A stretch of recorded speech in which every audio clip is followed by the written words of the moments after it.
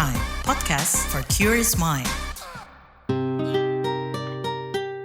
Pengalaman kita di masa lalu itu perlu dipelajari, perlu diambil hikmahnya gitu ya, bahasa sederhananya. Tapi bukan berarti jadi alasan gitu ya, jadi kedok gitu. Nah itu yang malah bikin kita nanti mengarah ke hal-hal yang gak bagus gitu ya. Disko, diskusi psikologi. Hai Warriors, selamat datang kembali di podcast Disko, diskusi psikologi persembahan KBR bareng komunitas Into the Light Indonesia. Hapus stigma, peduli sesama, sayangi jiwa. Masih bareng aku, Mutiara Maharini, sebagai host Disko sekaligus psikolog klinis di personal growth.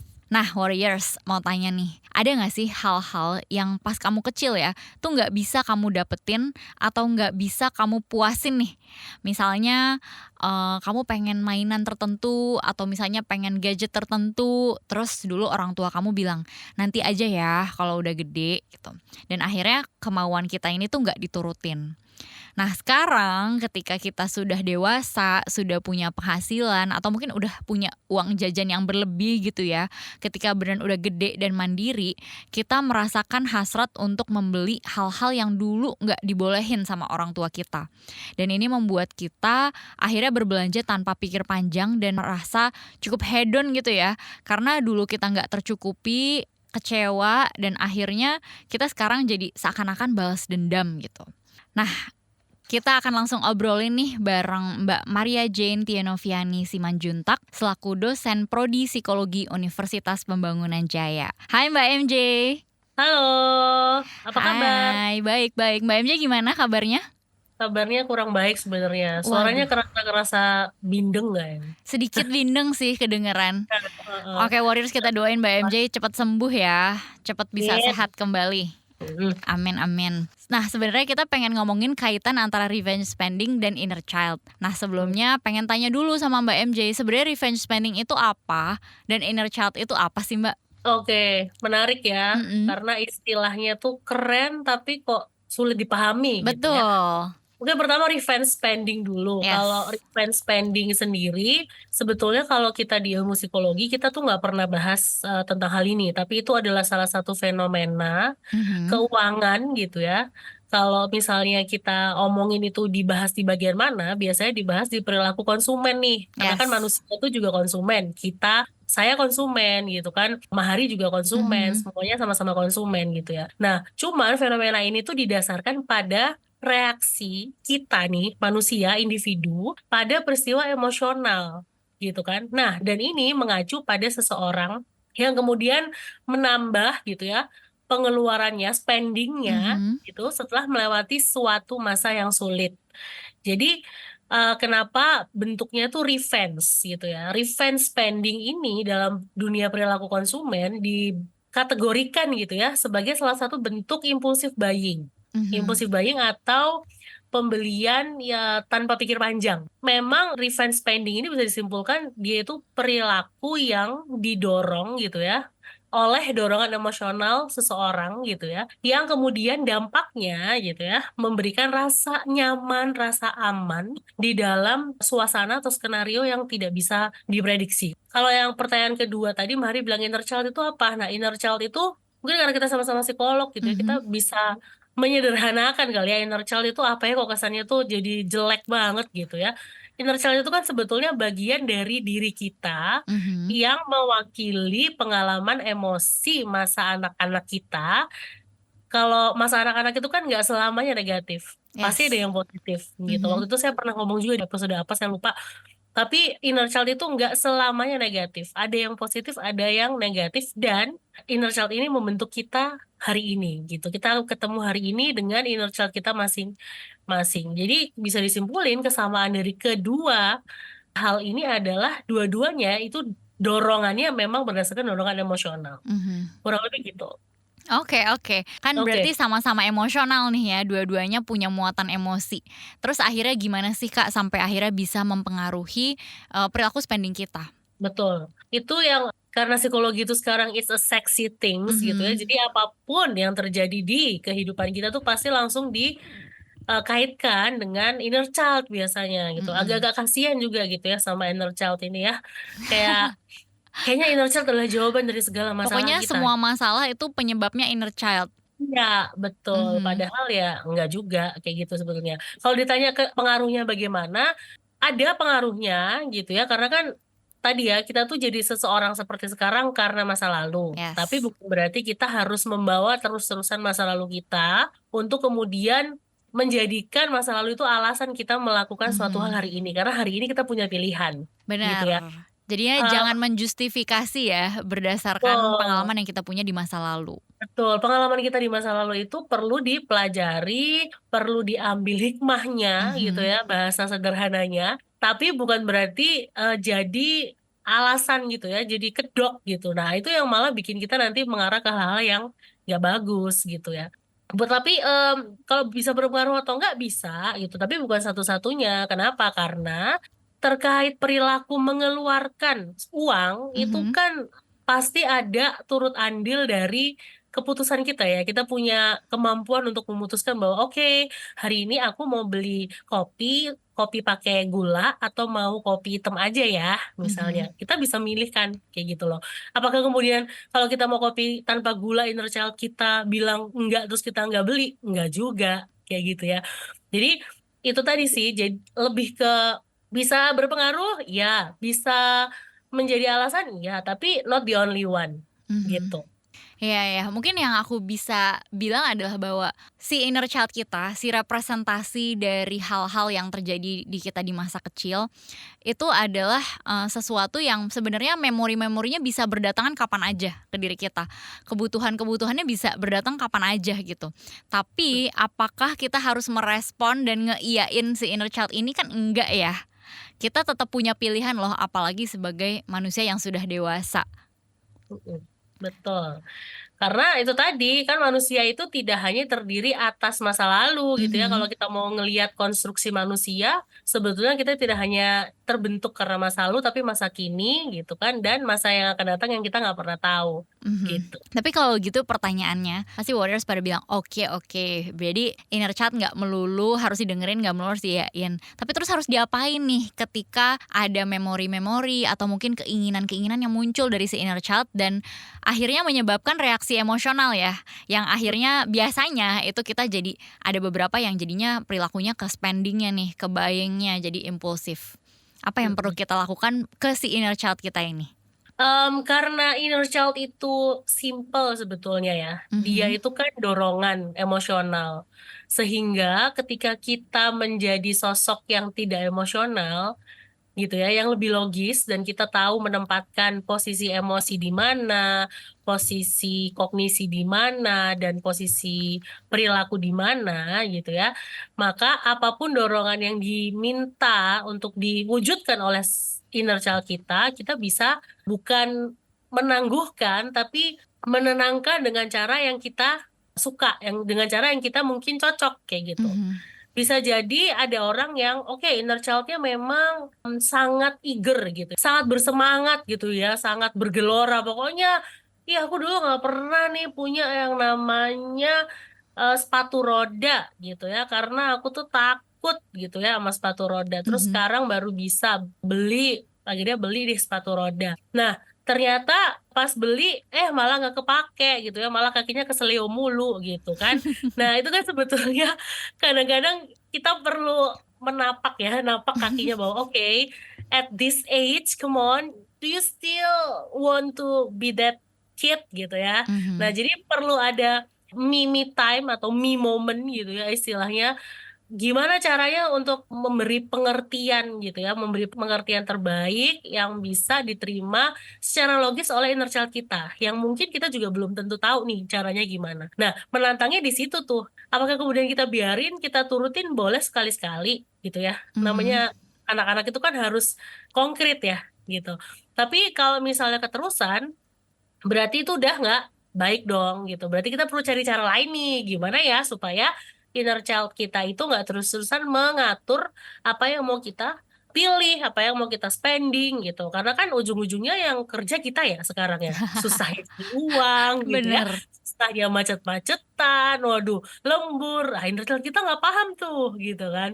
Nah, poin itunya dia nggak tahu karena memang bukan dia nggak mau tahu ya, tapi dia memang nggak bisa tahu karena Mhm. memang hidupnya kan waktu itu, Mhm, gitu. mhm. Aduh Mbak, ngomongin tentang sepatu roda gitu ya, aku jadi teringat gitu dengan berbagai teman-teman yang seusia dewasa ini, tapi suka banget main sepatu roda di mana ya, di Senayan deh kalau nggak salah. Dan habis itu mereka nanti posting di Instagram kayak inner child is fulfilled gitu kan. Tapi maksudnya dalam konotasi positif gitu loh Mbak. Nah Mm-mm. sebenarnya apakah dengan kita memuaskan kayak keinginan atau kebutuhan inner child kita ini selalu konotasinya negatif, atau sebenarnya it's okay dan ya bagus-bagus aja gitu loh kalau misalnya kita sesekali menyenangkan si keinginan-keinginan kita dari masa kecil itu. Oke banget dong gitu loh. Karena ketika kita aware gitu ya Mhm, bahwa oh I need this gitu ya. Aku butuh banget nih ini, gue butuh banget ini gitu kan. Dan dan kita punya daya untuk apa ya mewujudkan itu kan mhm. sesuatu yang memang nggak bisa kita pungkiri itu pasti memuaskan dong, entah itu kasusnya inner child atau bukan. Iya, betul betul. Jadi kalau mau dibilang inner child-nya boleh nggak sih diturutin? Boleh gitu kan. Sampai batas mana kalau pertanyaan selanjutnya itu? Nah itu Mhm. yang paling tahu adalah orang yang bersangkutan. Karena pengalaman masa lalu di masa kecil masing-masing individu itu beda-beda. Oke oke, jadi tadi ya, sebenarnya boleh-boleh aja kita mengikuti keinginan-keinginan yang kita punya, mau itu terkait inner child atau enggak. Tapi it's always about mengetahui batasan yang wajar ya, mengetahui bahwa ya boleh tapi jangan terus-menerus juga gitu kan. Oke, Hmm. kita bakal bahas lebih lanjut tentang batasan-batasan dan juga apa nih yang bisa kita lakuin kalau ternyata kita ngerasa kayaknya aku udah mulai berlebihan deh nih. Kayaknya I have to do something deh. Kita akan bahas setelah break yang satu ini. Satu kata yang mendeskripsikan cinta, respect. Jahat. Selfless. Komunikasi. Itu kata mereka soal cinta. Dengarkan Love Buzz di kbrprime.id. Tersedia juga di platform mendengarkan podcast lainnya. Love Buzz. Membicarakan perkara yang tidak dibicarakan ketika berbicara perkara cinta. Oke, sebelum melanjutkan obrolan kita, aku mau bagi sedikit tips supaya kita bisa lebih bijak dalam membelanjakan uang seperti yang dilansir dari laman Otoritas Jasa Keuangan atau OJK. Seperti apa? Jadi, kita perlu banget nih menentukan budget sebelum belanja. Lalu, usahain supaya kita tuh belanja apa yang kita butuhkan, bukan yang kita inginkan. Nah, biar tahu apa aja yang perlu dibelanjain, lebih bagus kalau sebelum berangkat, kita tuh bikin daftar belanja dulu. Kita juga perlu membatasi penggunaan kredit card dan mengontrol belanja kita dengan menyimpan struk belanja atau membuat pencatatan sederhana. Jadi kalau misalnya warriors yang dengerin ini masih ngerasa, wah aku belum nih ngelakuin itu, yuk boleh dimulai pelan-pelan dikit-dikit supaya kita bisa lebih bijak ya dalam membuat keputusan-keputusan finansial kita. Nah sekarang kita akan lanjutin lagi ngobrolin soal revenge spending dengan dalih menyenangkan inner child. Oke, Mbak MJ tadi udah sempet tipis-tipis ngasih tahu ya batasan-batasannya. Tapi sebenarnya ada nggak sih mungkin hal-hal yang kelihatan gitu ya kalau ini kayaknya udah fix, pasti udah melewati batas yang wajar. Oke, balik ya kalau ngomongin batasan itu Mhm. pasti masing-masing orang punya batasnya sendiri-sendiri gitu ya. Tapi kalau ngomongin finansial itu kayaknya kita nggak bisa nih ngomong berdua doang karena kita bukan pakar finansial Betul. gitu ya. Kita pasti punya cara mengatur keuangan sendiri-sendiri gitu ya. Mhm. Prinsip-prinsip minimal seperti misalnya oke, pasak tidak boleh lebih tinggi daripada tiang gitu. Nggak ngerti ya anak zaman sekarang ya. Pengeluaran harus lebih kecil daripada pemasukan kayak gitu. Itu Mhm. kan pasti kita pegang gitu ya. Misalnya kalau mau utang pun mau cicilan pun dipikir kira-kira berapa persen nih dari pemasukan yang kita terima. Nah, hal-hal kayak gitu justru perlu menjadi salah satu pengetahuan yang digaungkan ya sejak Mhm. dini sebetulnya. Jadi kalau misalnya mau ngomongin inner child, ada beberapa, kalau pengalaman masa kecil saya, ada beberapa teman saya yang tiap minggu tuh dikasih uang jajan, Mhm. ada yang tiap bulan, ada yang tiap hari Yes. gitu ya. Nah, ini nggak tahu nih, Mahari yang tiap hari, yang tiap bulan. Aku dulu bertahap dari mingguan ke bulanan. Oke. Mhm. Nah, Kalau kayak gitu akan punya ya gambaran, oh berarti seminggu duit gue itu ada seberapa dan gimana Iya. caranya gue ngatur kayak gitu ya. Mhm. Nah, mungkin waktu kita kecil dulu kita nggak pernah tahu gitu ya how to manage this amount of money gitu Mhm. ya. Nah, sekarang tiba-tiba udah gede, tiba-tiba dapat blok gitu ya, berapa jeti gitu kan per Mhm. bulan ya. Gitu langsung wow, akhirnya gue bisa bla bla bla bla. Nah, itu tuh yang kemudian jadi bahaya Mhm. gitu kan. Biasa kan gitu ya kalau dapet apa rezeki runtuh Iya. biasa kita akan wah beli nih Sampai masih ada ada fenomena tanggal muda dan tanggal tua kan menunjukkan kemampuan kita dalam mengelola finansial ya. betul betul wah ini nih saatnya gajian saatnya jor-joran makan di Iya, luar gitu ya. langsung macet Dan jalur ke puncak ya kan. iya dong langsung ngantri semua jalan-jalan gitu. Padahal kan nggak begitu gitu Mhm. kan. Nah kalau ditanya kapan nih batas nggak wajarnya saat sebetulnya gini ada satu gelitikan di dalam hati atau di Mhm. dalam pikiran dalam batin lah yang bilang kayaknya gue nggak perlu deh tapi akhirnya ya udahlah. Nah itu ya momen itu tuh yang Mhm. kadang-kadang kita suka kayak ah udahlah nanti pasti ada lagi pas pulang baru mati gue duit gue habis ya udahlah mau gimana masih ada bonyok gitu ya kan malu juga ya udah keluar-keluar wah gue bisa nih kerja gini gini gini ternyata ujung-ujungnya mama minta dong aduh papa minta dong gitu ya. Nah itu tuh bagian itu berarti kan kita pernah ngalamin itu gitu ya mungkin most of us gitu ya mungkin pernah nggak gue punya kok gue punya gue bisa kok Mhm. masih ada ntar gue dapet ceperan lagi ya tapi ceperannya itu nggak sebanding sama nanti dampak berapa hari nggak makan tiba-tiba makannya cuma makan Betul. promah doang gitu Benar makan benar benar. nasi Kalau gitu menurut kan. Mbak MJ yang menjadi paling fatal gitu ya terkait dengan dampak dari kita kalau meneruskan si revenge spending ini apa sih Mbak? Bangkrut sih ya. Iya, apalagi Bangkrut, banyak maksudnya pinjol. betul gitu. Kalau misalnya cuman utang, ya masalahnya kalau udah menyulitkan pihak lain itu loh. Nah, itu tuh Mhm. paling yang mungkin kalau kita menyulitkan diri sendiri ya udahlah. This is ya udah ini duri kita gitu. Itu masalah kita. Tapi kalau udah sampai ngerepotin orang lain, orang tua atau orang-orang terdekat sampai temennya diteleponin karena ada di kontaknya, waduh, itu mah jadi kehilangan yang lain-lain kayak gitu karena jadi bangkrut secara finansial, bangkrut juga nih secara human connection menurut Mhm. saya. Karena pada akhirnya kita memotong semua hubungan yang kita udah punya sama orang lain perkara FOMO-nya kita gitu ya. Ada rasa Mhm. pengen ya udah ikutan nih inner child lagi booming ya udah gue ikutan inner child gue butuh apa ya. Jadi itu yang perlu agak difilter ya Betul gitu. betul betul. Jadi kalau misalnya kita udah bisa ngerasain dampak buruknya, misalnya udah merugikan diri sendiri, paling gampang contoh kita nggak punya dana darurat deh gitu ya. Di bank kita tuh uang bener-bener, aduh tipis banget, nggak punya tabungan. Andaikan kita kenapa-napa, kita nggak ada spare. Itu kayaknya udah petanda juga ya. Apalagi kalau kita udah mulai merugikan orang lain juga nih.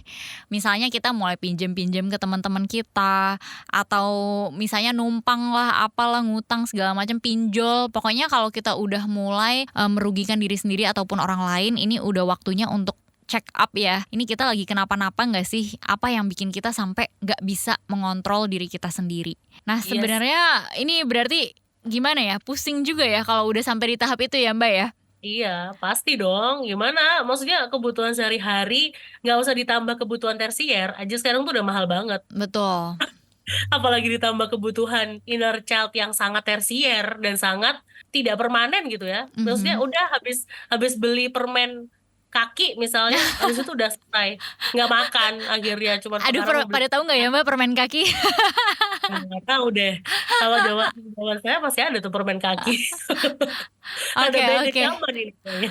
Jadi kalau gitu gimana nih Mbak, biar para warriors tuh bisa spending dengan sehat, dengan terkontrol gitu ya, dengan uang yang kita punya tuh bisa pas gitu, nggak berlebihan dan nggak kekurangan juga. Karena kalau terlalu pelit sama diri sendiri kan juga nggak baik ya.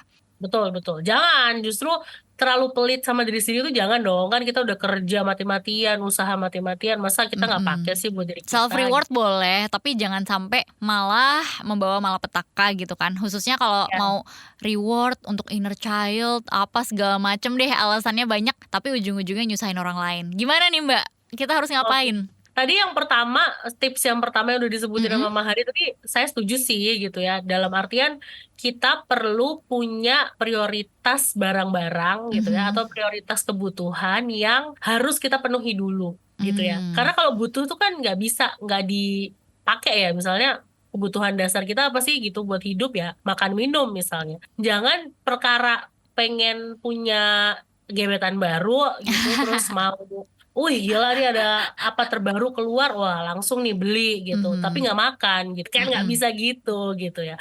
Berarti tetap balik lagi, jadi jangan dibalik yang mewah dulu gitu, kebutuhan dasar dulu deh yang Mhm. diprioritaskan.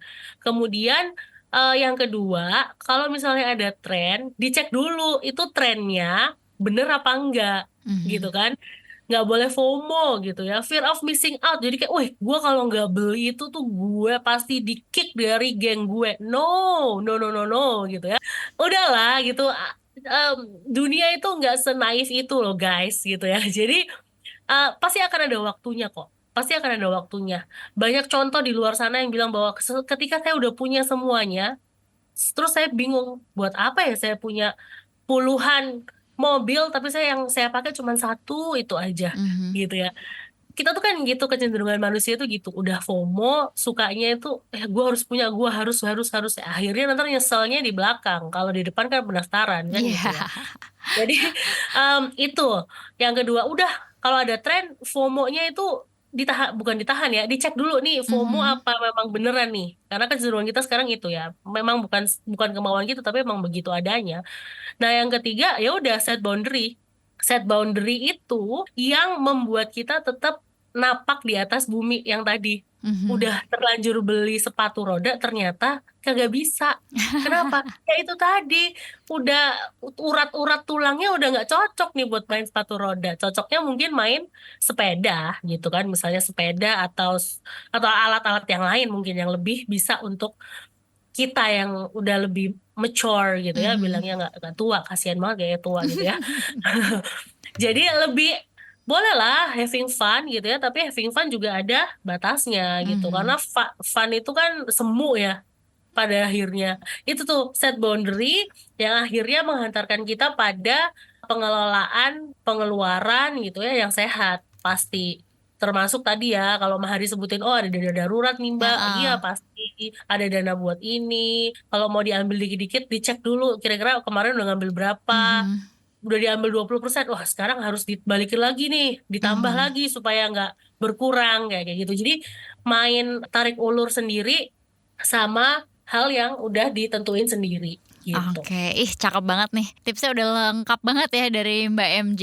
Mungkin kalau aku pengen nambahin dikit, yaitu adalah ini sebenarnya sederhananya aja sih. Kalau ternyata Warriors di sini ngedengerin dan ngerasa kayaknya aku punya masalah spending nih. Cuman aku nggak tahu ini tuh karena inner child aku atau karena aku emang belum bisa mengelola uang dengan baik aja. Nah coba mulai dibedain. Ini masalah emosi, kita emang kita udah tahu itu nggak benar dan nggak seharusnya dilakuin, tapi kita lakuin terus. Berarti kan kita nggak bisa mengontrol diri kita dengan baik nih. Nah berarti oke, mungkin itu masalah emosi. Tapi bisa jadi juga Warriors kan sekarang lagi adulting nih. Emang ini tuh masalah teknis. Emang Warriors tuh belum paham bahwa oh ada ya mengelola finansial. Mungkin dulu pas kecil nggak diajarin juga gitu ya. Jadi nggak tahu kalau misalnya kita harus loh bikin budgeting, atau sesederhana kita harus loh nyatet dan tahu pengeluaran dan pemasukan kita, biar kita punya track gitu ya. Ini kita oke apa enggak nih? Ini kita rugi apa untung nih gitu kan? Jadi coba nomor satu adalah identifikasi dulu. Ini masalahnya lebih ke masalah emosi atau masalah skill.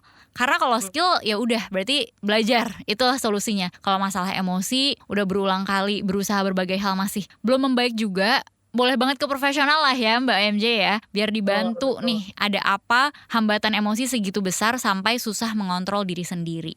Oke, kira-kira Mbak MJ ada tambahan kah sebelum kita tutup podcastnya hari ini? Overall tadi setuju banget soal, karena tadi di depan kita ngomongin revenge spending dan inner child itu sangat dekat gitu ya dengan Yes. emosi, sehingga kita suka tertutup oleh emosi tadi gitu Mm-mm. ya. Itu sih hambatan terbesarnya adalah ya balik lagi gitu. Apakah memang kita udah kenal diri kita termasuk emosi kita? Nah itu tuh mungkin pertanyaan retorikal yang mungkin akan selalu digaungkan di kepala kita setiap kali kita mau beli sesuatu. Yes. Gitu. Yuk coba dijadiin wallpaper tuh kata-kata Mbak MJ ya.